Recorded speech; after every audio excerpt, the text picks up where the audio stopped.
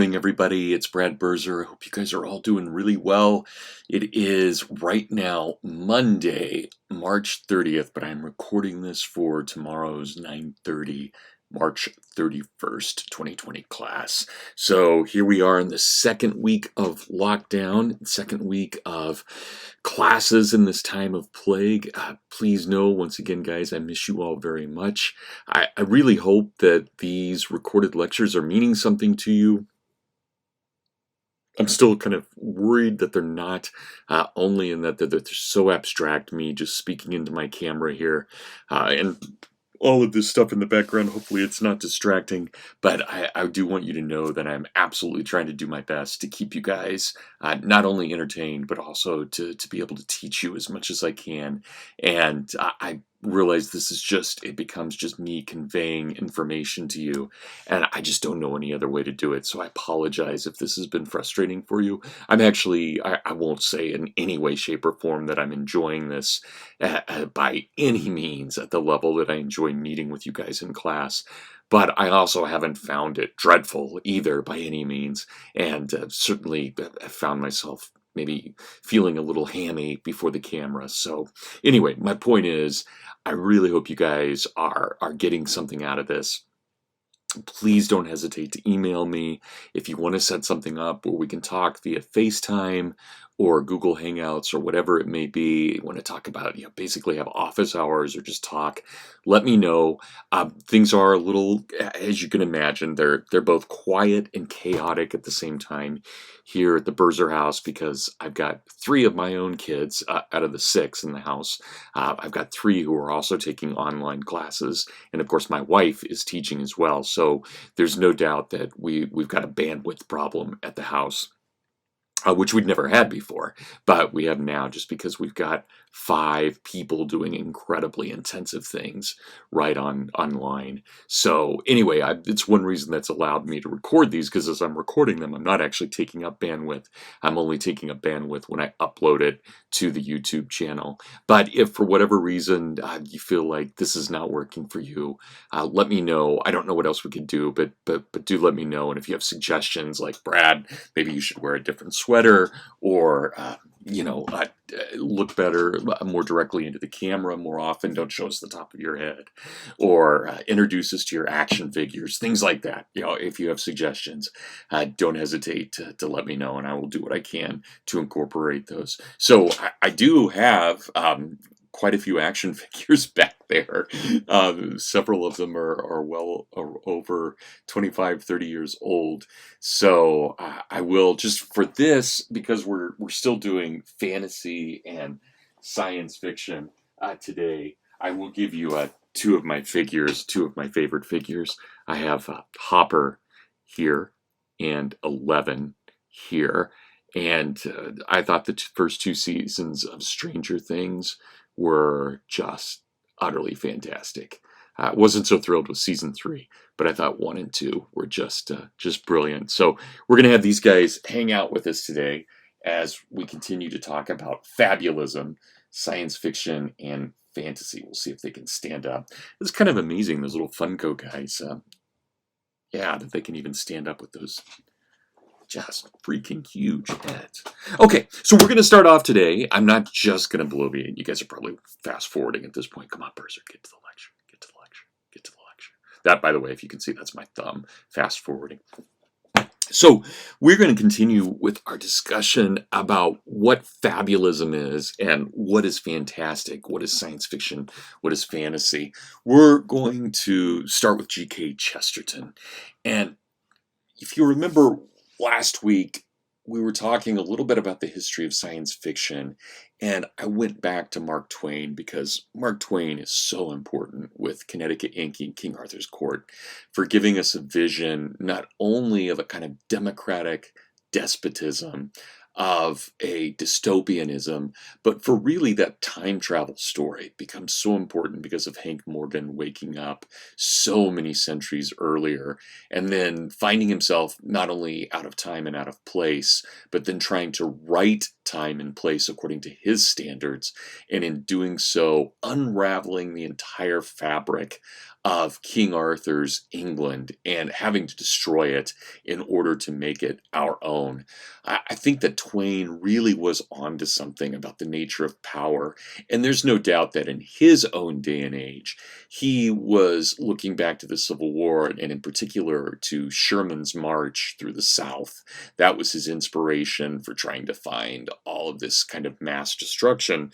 But Hank Morgan in the story, by killing 25,000 people in England, is doing far greater damage than we will ever see than Sherman did. I mean, Sherman looks like a Boy Scout next to Hank Morgan, and Sherman had his problems and his brutalities, but nothing like Hank Morgan. But what Twain does that I find so fascinating, and of course I always like Twain. I mean, whether you're reading Huck Finn and thinking about social commentary and race, or Tom Sawyer and social commentary and just humor and conformity. Twain is amazing, but he's also done something I think in Connecticut Yankee that's prophetic. We haven't talked much about this, but I would ask you guys all to remember back to your American Heritage class and think about the rise of all the ideologies in the 20th century. Think about the rise of fascism, of National Socialism, of communism, which is international socialism, all of these various forms of socialism.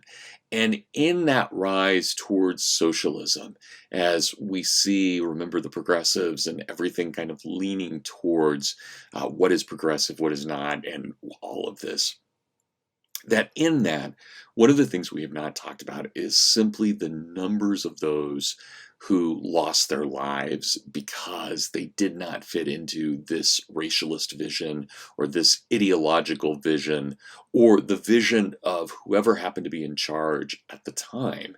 Now, we'll find that, of course, the masses of people, meaning those who support either the Communist Party or the fascist parties of the 20th century, rarely are the ones who are attacked. It is always the minorities who are going to be attacked, whether it's the Jews in Nazi Germany or the Jews in communist Russia. There will always be these outgroups in which you have this kind of almost pool of death. That is, you have a pool upon which to draw to create your death for your society. And we know that it is impossible to run any kind of totalitarian society without also having a gulag running with it, some form of gulag, whether it's the formal gulag of the Soviets or the Cambodians or the Chinese, or it's what we call the Holocaust camps, Auschwitz, for example, during Nazi Germany, or the killing fields in Cambodia. We always have these kind of just horrific moments, not just moments, I mean extended periods of just mass killings in these places. So we haven't talked about this yet, but I want to give you some numbers and talk about a depressing morning here as we talk about all these deaths. So if we add up the number of people who were killed because of ideology, and I'm not talking warfare, so I'm excluding warfare, those who were actually killed in warfare, soldiers against soldiers, that number is high, really high, but it's nothing compared to what we're going to see. The number of soldiers versus soldiers with civilians being killed because of collateral damage is roughly about 50 million in the 20th century. Those numbers are not perfect numbers. They really go from about 1914 all the way up to the end of the 20th century. So I don't think it includes some of the skirmishes that we saw, and some of them very large, at the absolute beginning of the 20th century, but we know there are about roughly 50 million. But if we take the number of people who were killed by their own governments in the Holocaust camps like Auschwitz or in the Gulag or in the killing fields, those who were killed as civilians simply for being on the wrong side of the ideological divide within their own countries, we know that governments ended up murdering about 205 million of their own citizens. And that is just a stunning absolutely stunning revelation when we think about those numbers. I mean, just imagine for a moment to have that many people, 205 million, die in such a short time period. And really, that's from about 1917 with the creation of the Gulag all the way up until about 1991. So the Soviets opened their archives right after they fell apart. So the Russians opened their archives from about 1991 to 1994, and scholars were able to get in and find out all kinds of things. But the numbers we have are not complete. So if we're looking at the numbers of those killed by war, soldiers versus soldiers, and collateral damage, remember it's about 50 million. And that goes from roughly the beginning of the 20th century to the end of the 20th century. But our numbers that we have on governments murdering their own citizens, that really goes from about 1917 to 1991. And in those cases, we have, as I said, about 205 million. And that's really stunning to think about that. Now, I'll give you a couple of quotes here. T.S. Eliot very famously said, if you will not have God, and he is a jealous God, you should repay your respects to Hitler or Stalin. And in one of his poems, and it was actually a chorus he wrote to one of his plays, The Rock, but he has this in poetic fashion as the chorus is singing on the side. He wrote, "But it seems that something has happened that has never happened before, though we know not just when, or why, or how, or where. Men have left God, not for other gods, they say, but for no God, and this has never happened before. That men both deny gods and worship gods, professing first reason, and then money, then power, and what they call life, or race, or dialectic. The church disowned, the tower overthrown, the bells upturned, and what have we to do but stand with empty hands and palms turned upwards in an age which advances progressively backwards?" Now think about those lines. In an age which advances progressively backwards. And then we have Whittaker Chambers. You guys should remember from heritage class, from his 1952 letter to my children in his book Witness, which is just one of the most important books of the 20th century.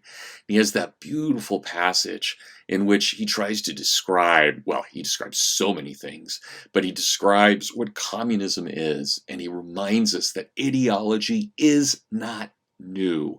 It is, in fact, man's second oldest faith.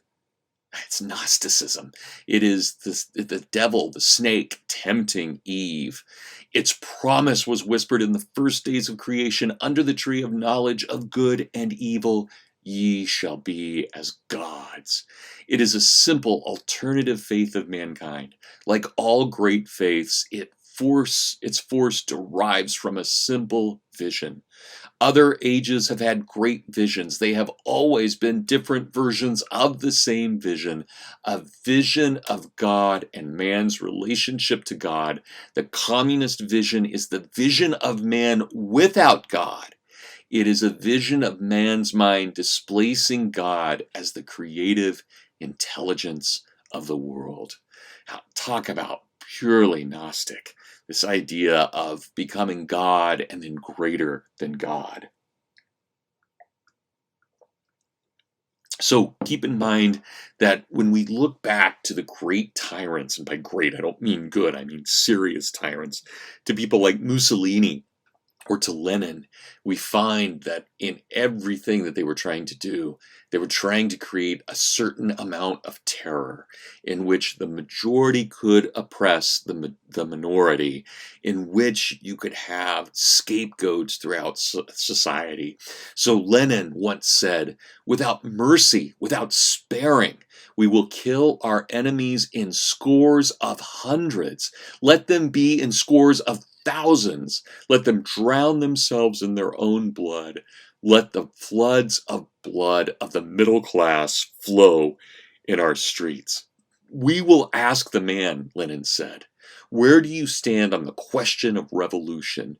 Are you for it or are you against it? And if he's against it, we'll stand him up against the wall. Right? Mussolini said, "My goal is to make life more intense and frenetic, ruled by the rhythm of the machine. For the fascist conception of the state is all-embracing, and outside of the state, no spiritual or human values can exist, let alone be desirable." And lest we think, as many people in 2020 do, that somehow there is a real difference between National Socialism and international socialism, between Nazism and communism. There is almost zero difference. They are flip sides of the same coin, and we have to remember that, especially as we're getting into our science fiction, because our science fiction is providing an alternative to that coin, that it doesn't have to be one or the other, but it can be something else. So, one of the most famous of the Nazis, Goebbels, wrote in his diary, in the final analysis, he wrote this October 23rd of 1925, "It would be better for us to end our existence under Bolshevism than to endure slavery under capitalism." And then, only a few months later, on January 31st of 1926, again he wrote in his diary, "I think it is terrible that we Nazis and communists are bashing in each other's heads. Where can we get together sometime with the leading communists?"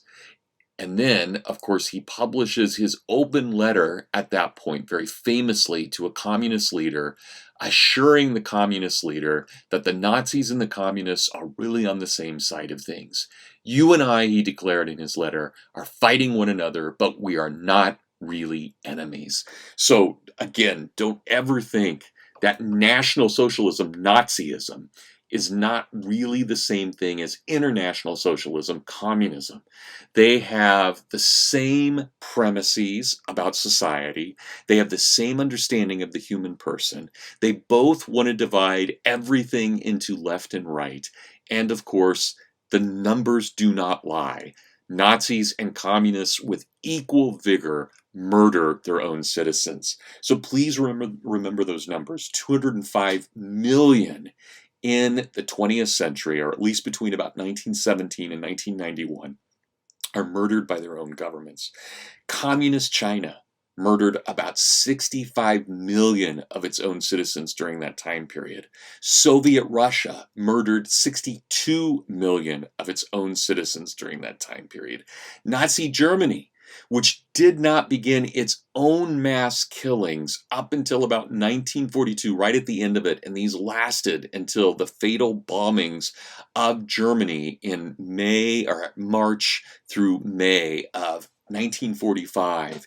In those 2.5 years, the Nazis murdered about 21 million of their own people. So, in the shortest amount of time, the Nazis win in terms of killing people. And of course, had the Nazis been allowed to continue, their numbers may have gone from outrageous to unacceptable. I mean, it's all unacceptable, but you guys know what I mean. I mean, how much more hyperbolic can I get about this? One is enough, but when we're talking about 65 or 62 or 21 million. But the country that killed the greatest number of its own citizens in the 20th century, in terms of actual percentage, was Cambodia, communist Cambodia. Between 1975 and 1978, murdered about 1 out of every 2 of its own people. Yeah, that culture, the Khmer culture in Kampuchea in Cambodia. Cambodia will not fully recover culturally for 1,000 years from what it did. And we can make the argument that Germany has still not recovered and that Russia has still not recovered at all. And I would also like you to keep in mind that in many ways, as Alexander Solzhenitsyn said, and I'll quote from him in a moment, as he said, those who died right away, those who were killed in the Holocaust camps or the gulags or the killing fields, were actually the lucky ones, because it was those who were maintained in a living state, almost zombie-like, almost wraith-like, who were continued to exist, and I mean that in the passive. They were continued to exist. These were the ones who risked losing their very souls because of internal psychological collapse. So Alexander Solzhenitsyn, in his incredible 3-volume history of the Soviet Union in the 20th century, the Gulag, an experiment in literary investigation, as he subtitled it, gives us 10 things that the communists did to dehumanize the person. Number one, they created fear everywhere. As he said, fear was not always just the fear of arrest. There were always immediate threats, purges, inspections, the completion of security questionnaires, routine or extraordinary ones, dismissal from work, deprivation of resident permits, expulsion or exile. Number two, servitude. Always with the use of internal passports, legal prohibitions on buying or selling or renting, or limiting one's ability to exit society or to form communities to associate with one another. Everything was so regulated that a person could believe that he was nothing but a servant to the state. Number three, the Soviets and all ideologues create mass secrecy and distrust. As Solzhenitsyn put it, the universal mutual mistrust had the effect of deepening this mass grave pit of society. The moment someone began to speak up frankly, everybody stepped back and shunned him. A provocation. And therefore, anyone who burst out with a sincere protest was predestined to loneliness and alienation. Number four, universal ignorance. Because of number three and the fact that you could never trust one another or trust one another's information, basically anyone who attempted right thinking or first principles or right reason was shunned so completely that they must feign universal ignorance. Number five, squealing on one another, eroding that trust that may exist barely. Even if there's the possibility of trust, the very fact that one could turn you in at any moment means that civilization becomes impossible. Opposition becomes impossible. And Solzhenitsyn was turned in by his own wife, so he knows what he speaks of. And therefore, point number six, with squealing comes constant betrayal, but betrayal not as an extraordinary thing, but as the ordinary thing in society. Can you imagine?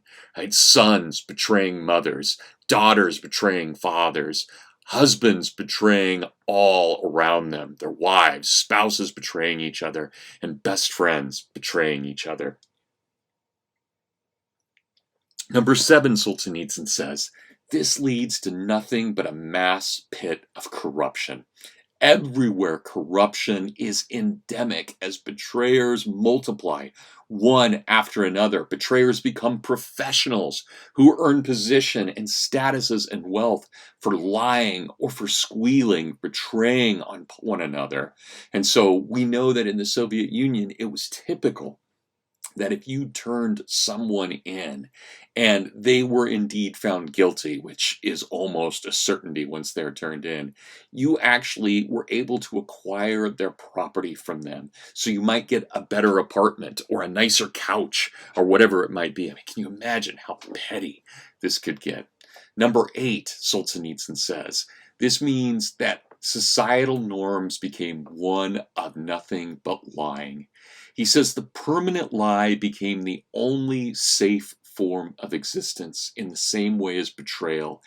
Every wag of the tongue can be overheard by someone, every facial expression observed by someone, and therefore every word, if it does not have to be a direct lie, nonetheless is obliged not to contradict the general common lie. And there always exists a collection of ready-made phrases, labels, and selection of ready-made lies on hand. And so we turn to number nine. Number nine in the Soviet mass pit of destruction of the human person, cruelty as a norm. And where among all the preceding qualities, Solzhenitsyn writes, was there any place left for kind-heartedness? How could one possibly preserve one's kindness while pushing away the hands of those who were drowning? Once you have been steeped in blood, you can only become more cruel. And when you add that kindness was ridiculed, that pity was ridiculed, that mercy was ridiculed, you'd never be able to chain all of those who were drunk on blood. This sounds like something out of Bram Stoker's Dracula, right? What a vampiric society, a society of parasites. And finally, number 10, what do we end with? There are no longer men or women. There are only slaves. And that slave psychology rules the human person from dawn to dusk. The system makes everybody impotent. And so Solzhenitsyn has this stunning passage towards the end of volume 1 of the Gulag. And he says, "Shut your eyes, reader. Do you hear the thundering of wheels? Those are the cars rolling on and on. Those are the red cows rolling. Every minute of every day and every day of every year. And you can hear the water gurgling. Those are the prisoners' barges moving on. And the motors of the Black Marias roar. They are arresting someone all the time, cramming him in somewhere, moving him about. And what is that hum you hear? Those are the overcrowded cells of the transit prisons. And that cry, the complaints of those who have been plundered, raped, and beaten to within an inch of their lives." We have reviewed and considered all the methods of delivering prisoners, and we have found that they are all worse. We have examined the transit prisons, but we have not found any that were good. And that last human hope, that there is something better ahead, that it will be better in the Gulag, is a false hope. For there in the Gulag, it will be only worse. So, a stunning, depressing look at what the Soviet Union and the Nazis were able to accomplish during the 20th century. So not only did they commit mass murder, but they absolutely brutalized the remaining populations, made them subservient. So the last thing I'll say about this, and then we'll get to Chesterton, but the last thing I want to say, and that is, if you can imagine those numbers for a moment, and I think those numbers are well beyond imagination. I mean, 205 million people being murdered by their own governments in the 20th century. 4 times the number of people were murdered by their own governments than were killed in warfare in the 20th century. So war is a terrible killer, but nothing compared to what the ideological state can do. But if you just imagine, our population in the United States, we're a little over 330 million people.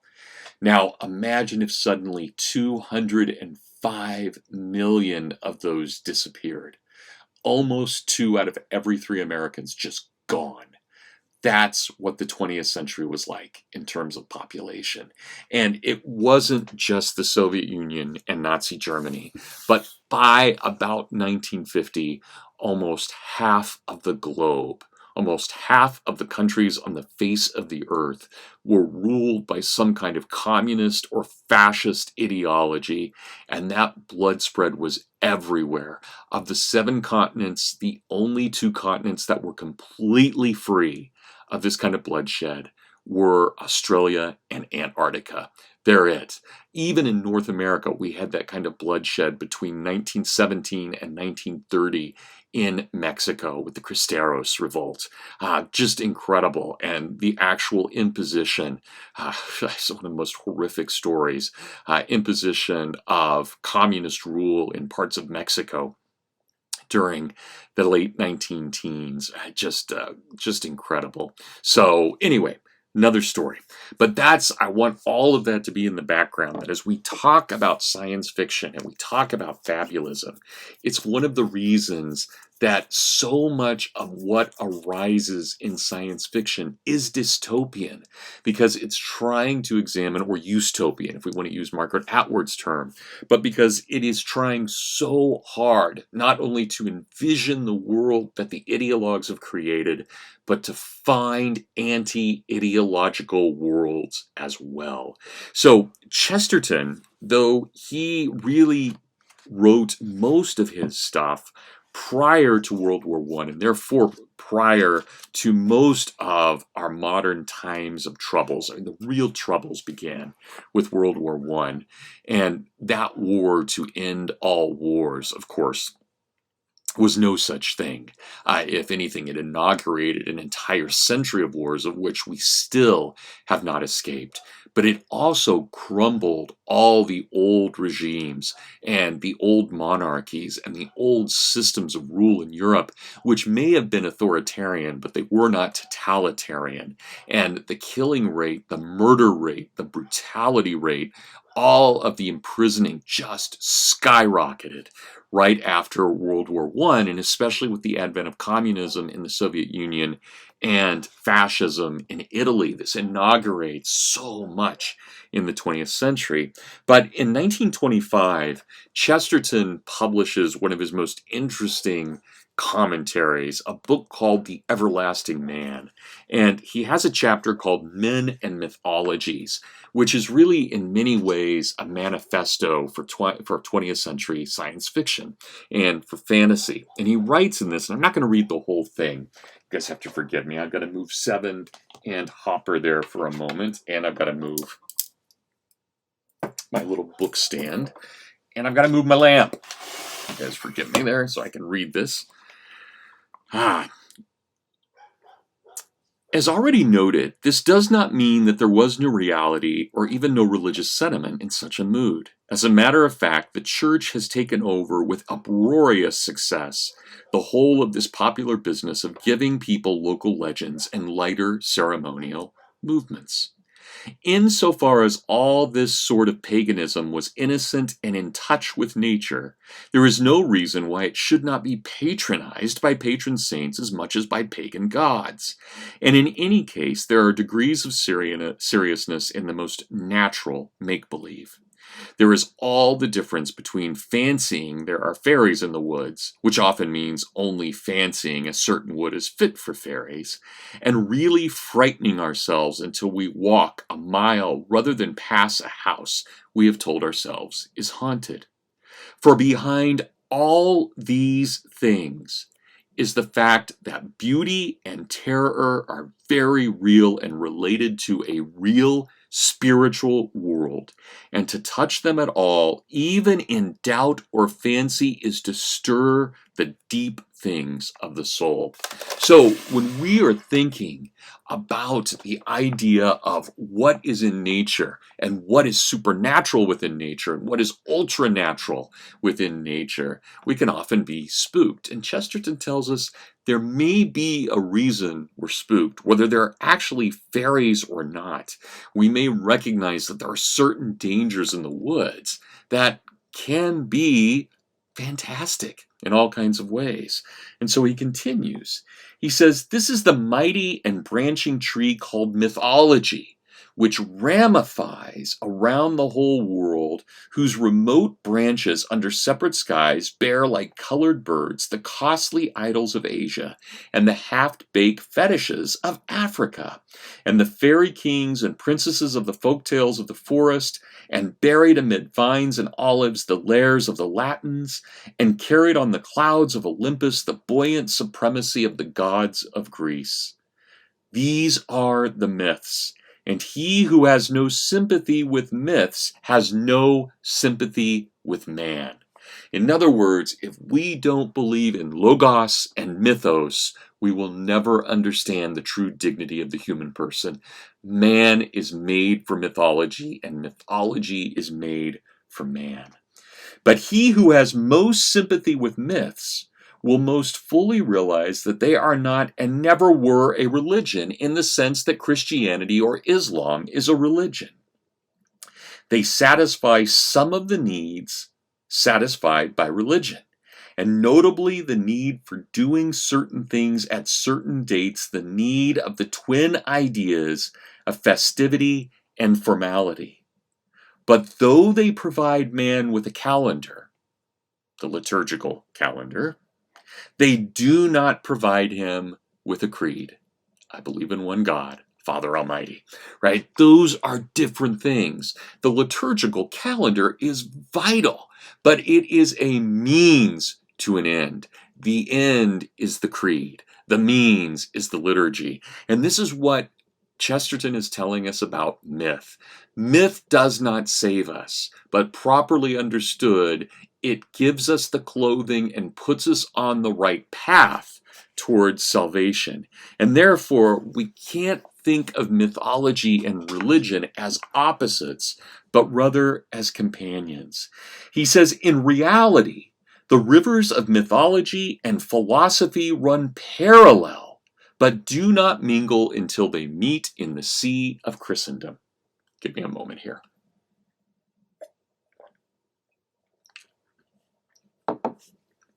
I'll reread that. You guys forgive me for taking a little caffeine break there. But in reality, the rivers of mythology and philosophy run parallel and do not mingle until they meet in the sea of Christendom. Simple secularists still talk as if the church had introduced a sort of schism between reason and religion. The truth is that the church was actually the first thing that ever tried to combine reason and religion. There had never been before any such union of the priests and the philosophers. Mythology then sought God through the imagination or sought truth by means of beauty. So again, mythology properly understood does not derail our religion. It gives it clothing and puts it on the right path in the same way that the liturgy, though it does not save us, it puts us on the right path towards the creeds. So I want to give you an example of how Chesterton tries to make this work. And in previous classes, when I've taught Christian humanism before, I've actually assigned this text. I'm going to read from G.K. Chesterton's The Ballad of the White Horse. This is a text that is very personal to me. My wife and I read this to each other when we were courting one another. It is very romantic in its own way, and it certainly fit our romance and our friendship and our companionship and courtship, to be sure. But it also, beyond that little autobiographical tidbit, it also really speaks to the very nature of who we are as human beings, what we desire, and what satisfies us, and what the limitations of many of those satisfactions are. So I'm going to read two sections here from the Ballad of the White Horse. I'm going to read from Book 1, specifically the introduction, and how Chesterton thinks of where we are in history and what the relationship of mythology to history is. And I realized that reading this today in 2020 would have a different meaning than having read it a year earlier, or God willing, a year from now, because it deals with the end of the world. And I don't think in any way this coronavirus is the end of the world, but it's a prelude in some way. It's an exercise in it, an essay in the craft of apocalypse, let's put it that way. So when we're thinking about what could happen to humankind, this fits here with Chesterton. He says in the Ballad of the White Horse, "Before the gods that made the gods had seen the sunrise pass, the white horse of the White Horse Vale was cut into the grass.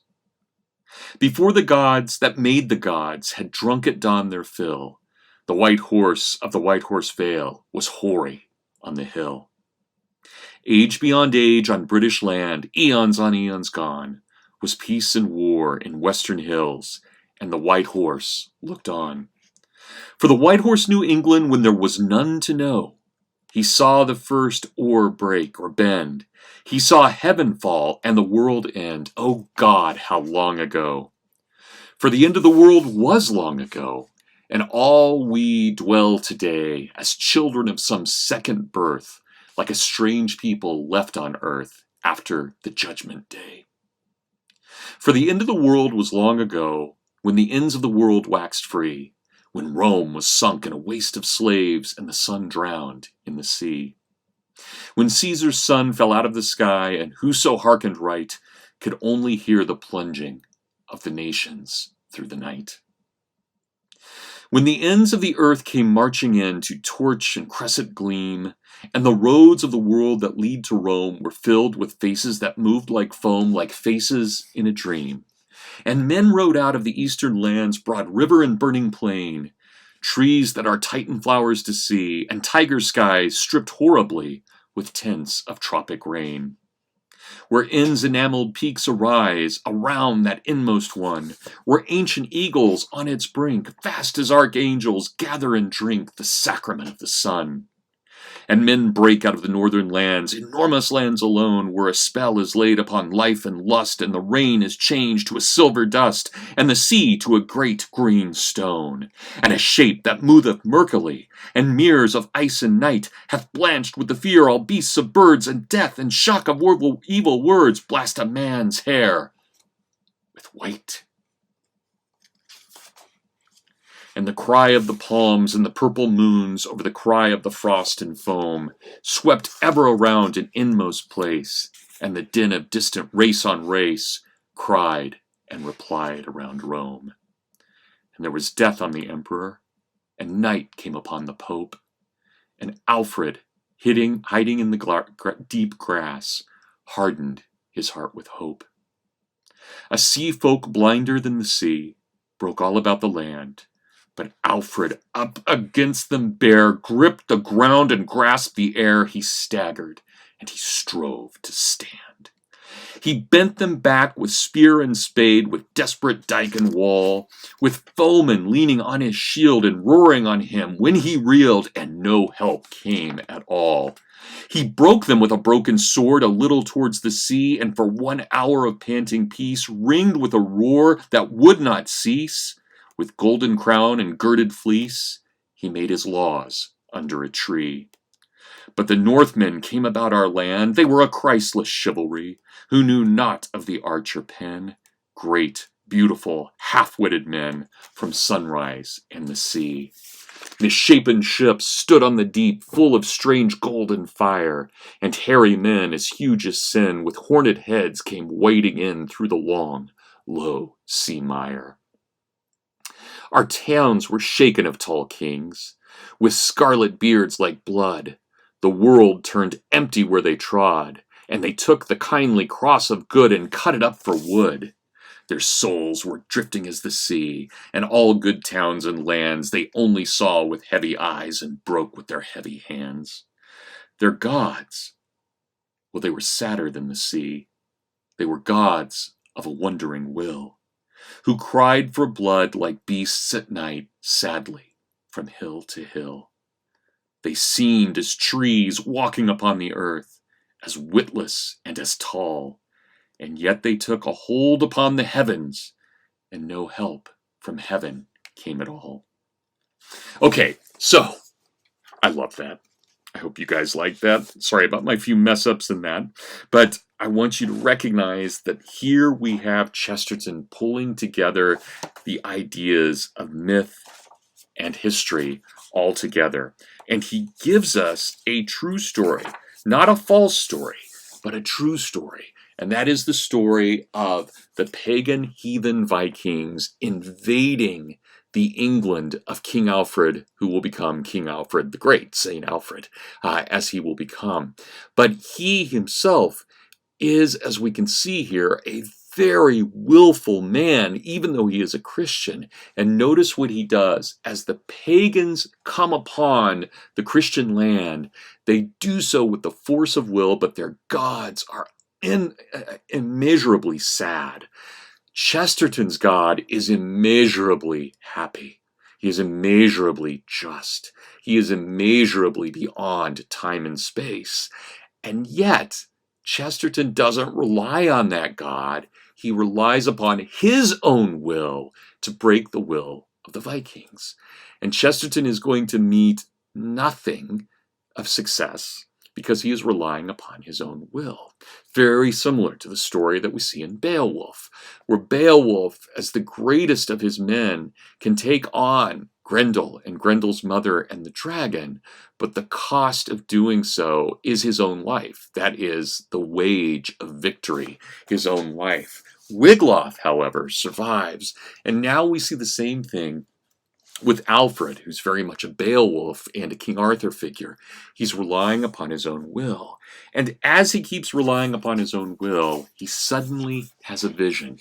Now, I realize that in our class of Christian humanism, we come from a lot of different religious backgrounds. When Chesterton wrote the Ballad of the White Horse, he was a very serious member of the Church of England. He would soon convert to Catholicism, Roman Catholicism, but he was a member of the Church of England. And as such, Mary, the Virgin Mother, plays a huge role in this. So I realize that for not everybody in the class, this symbol of the Virgin Mary will mean exactly the same thing.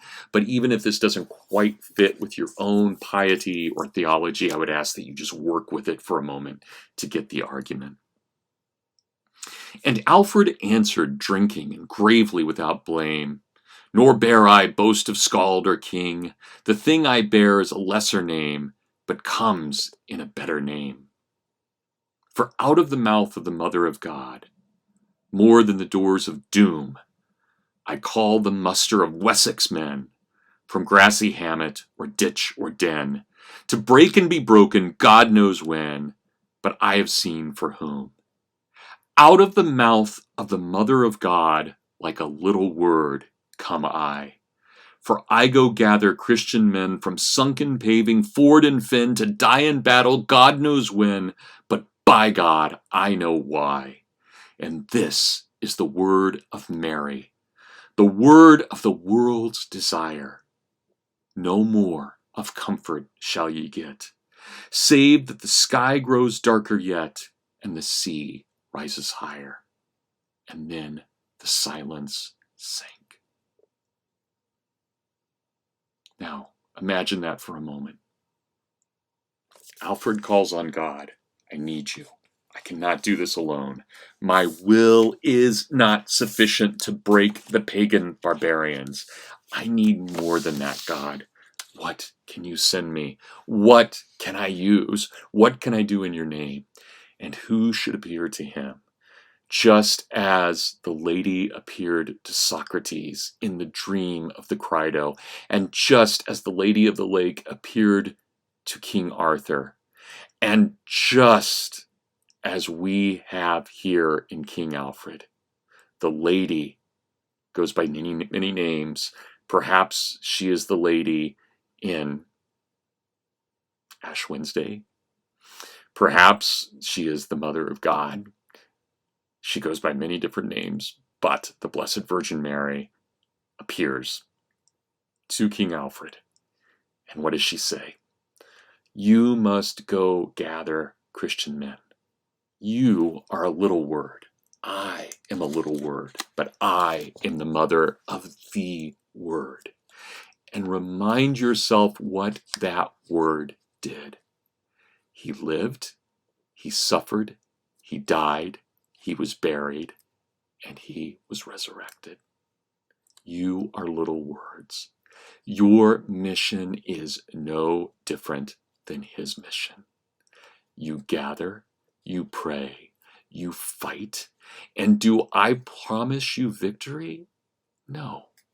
I promise you that no more of comfort shall ye get, save that the sea rises higher and the sky grows darker. You want comfort. You want easy answers. You want to know that what you do will have victory. I will not promise you that. I will only promise you that what you do has meaning, all the meaning in the world. And that's what Alfred has to understand to defeat the pagans. He is not promised victory. He cannot name it and claim it. He doesn't get the great Cadillac at the end of the prayer. At the end of the prayer, he is given not the ability to forego suffering. He is given the ability to understand and deal with the suffering. That's what he's given. And that, if we wanted to find the essence of Christian humanism in a world of ideologies, that's it. The world throws you in the gulag. The world tries to crush you. The world tries to conform you. But the grace of our Lord Jesus Christ never takes us away from that suffering, but it gives us the strength to endure that suffering. That's what Chesterton is telling us. And therefore, we should not throw off gifts like mythology because they appear pagan. We should take from the pagan and make it real. I am recording this on a Monday. It is the day of the moon. It's as pagan as it gets. Tomorrow, when you watch this lecture for our 9:30 class, you will be watching it on a Tuesday, the day of lightning. Yet, not one of us in the class actually worships the moon or the lightning. We no longer believe in the Roman or the Norse gods. But we're not so freakish that we have to change the names of our pagan days to something else. We recognize that there was once an importance of recognizing the power of the moon. We should still recognize the power of the moon. We should not worship it, but we should see it as a fascinating aspect of human creation. Its gravity matters. The beauty of it in the sky matters. And yes, the pagans got there first and named it. But that doesn't mean that we cannot enjoy that thing as well. I don't mean to be utterly cheesy here, and this is going to sound utterly cheesy, but when we think about what Chesterton is trying to say, his argument is this. When you encounter the pagan, please don't throw the baby out with the bathwater. Use the bathwater to baptize the baby. That's what he's saying. And I know that's unbelievably cheesy, and I'm kind of cringing even saying it here in my office.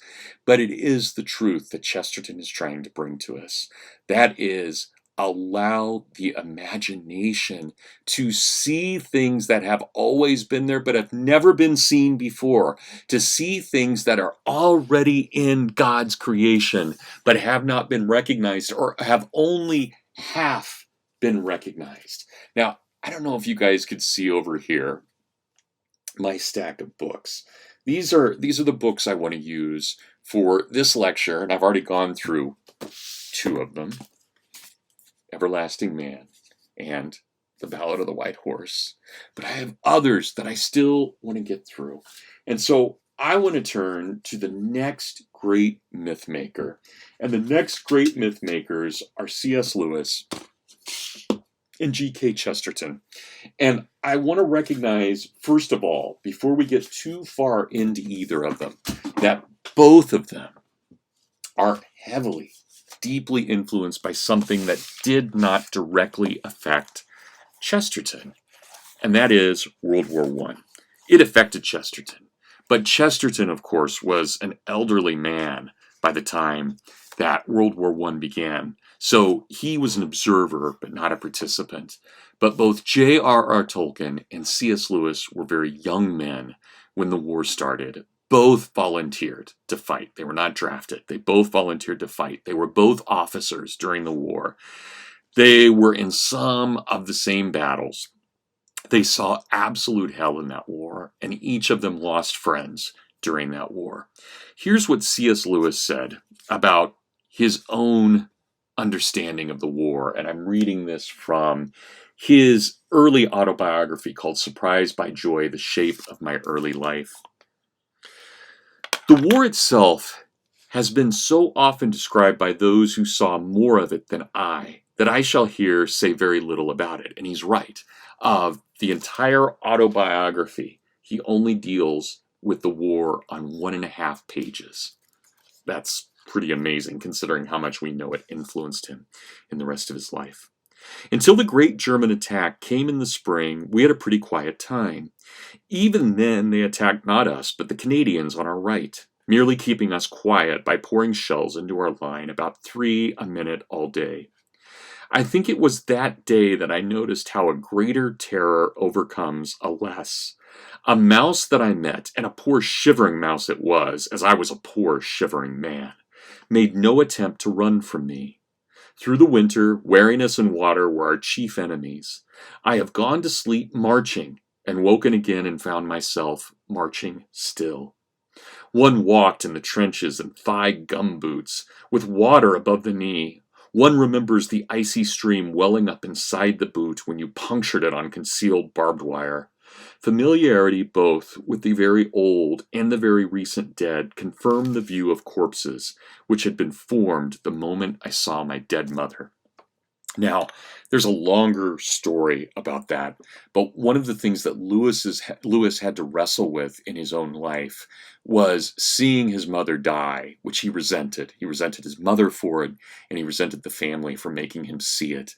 So by bringing up his dead mother, he's basically saying, when I saw these corpses, I saw all the resentments I've ever had in my life. And that's a brutal thing in and of itself. But as he saw the dead corpses, he saw his mother. I came to know and pity and reverence the ordinary man.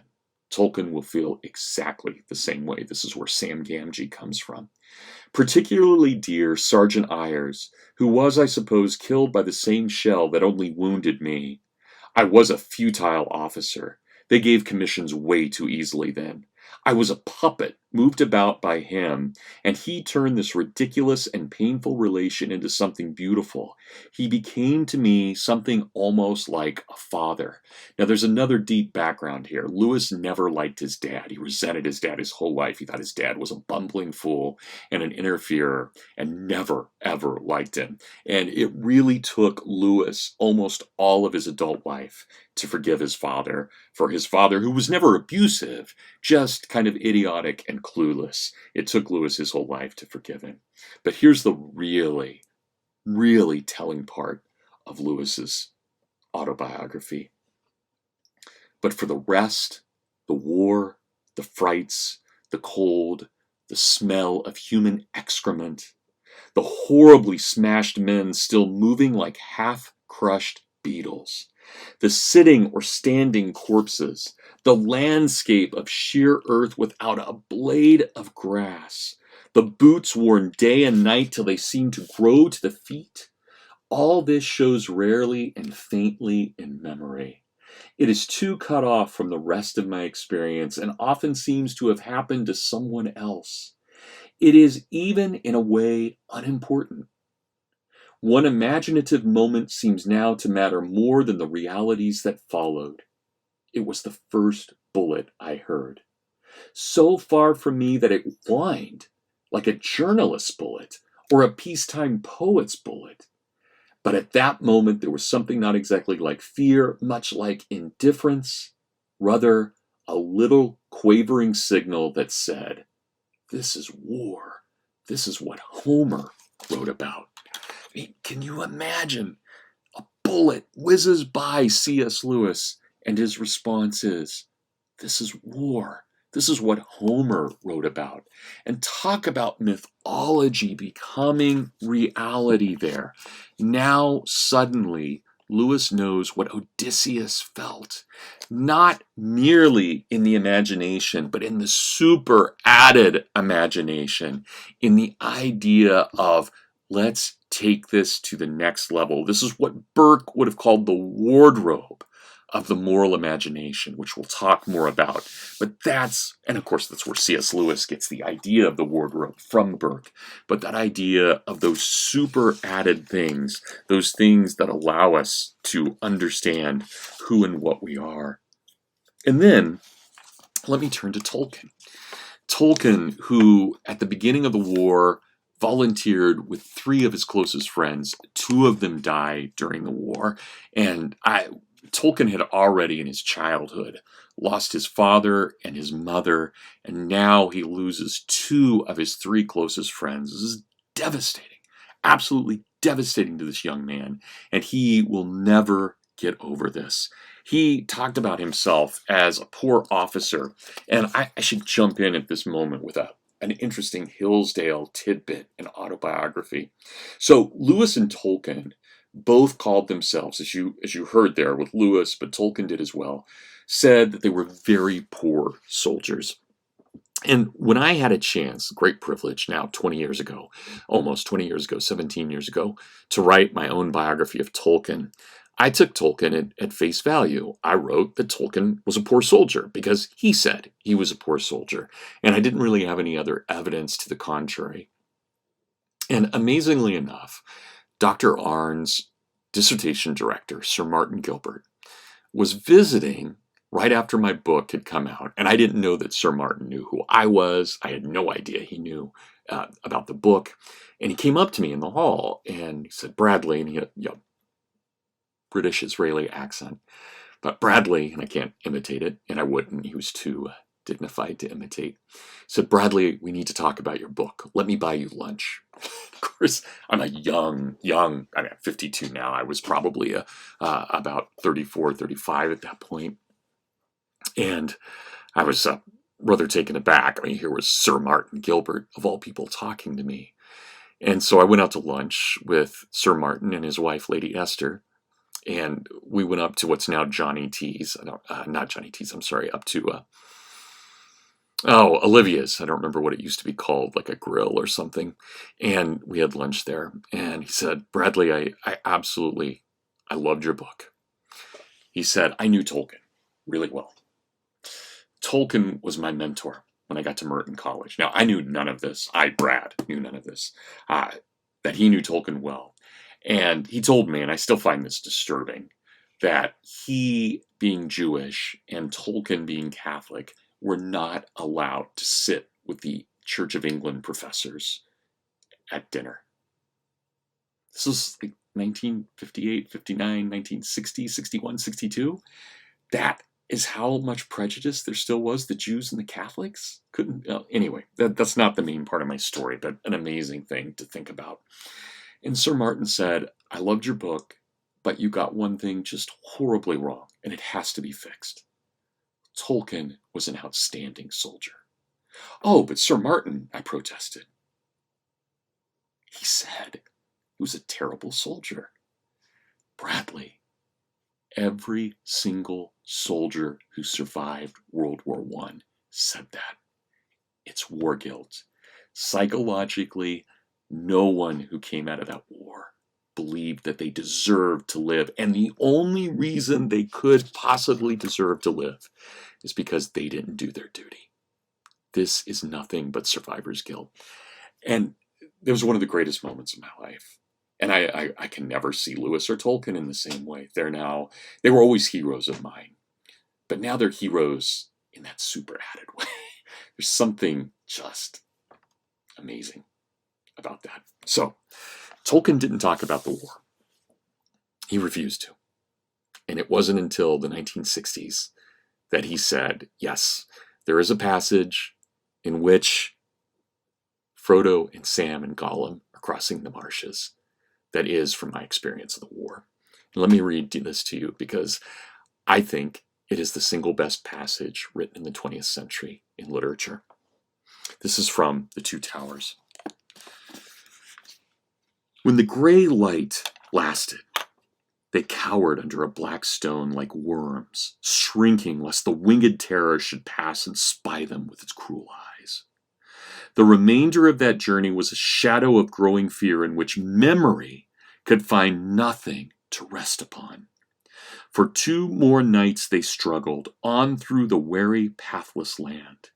The air, as it seemed to them, grew harsh and filled with a bitter reek that caught their breath and parched their mouths. At last, on the 5th morning since they took the road with Gollum, they halted once more. Before them, dark in the dawn, the great mountains reached up to roofs of smoke and cloud. Out from their feet were flung huge buttresses and broken hills that were now at the nearest scarce a dozen miles away. Frodo looked around in horror. For dreadful as the dead marshes had been, and the arid moors of the no-man's land, more loathsome far was the country that the crawling day now slowly unveiled to his shrinking eyes. Even to the mirror of dead faces some haggard phantom of green spring would come, but here neither spring nor summer would ever come again. Here nothing lived, not even the leprous growths that feed on rottenness. The gasping pools were chocked with ash and crawling mud, sickly white and gray, as if the mountains had vomited their filth, the filth of their entrails, upon the lands about.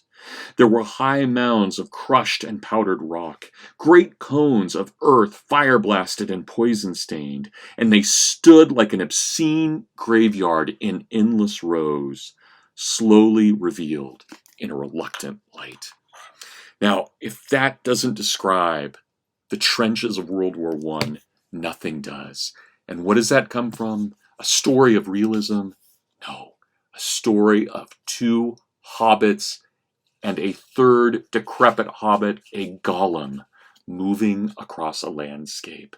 And the reality of these three hobbits as they move across an imaginary landscape is more real than almost all other forms of literature and history in the 20th century.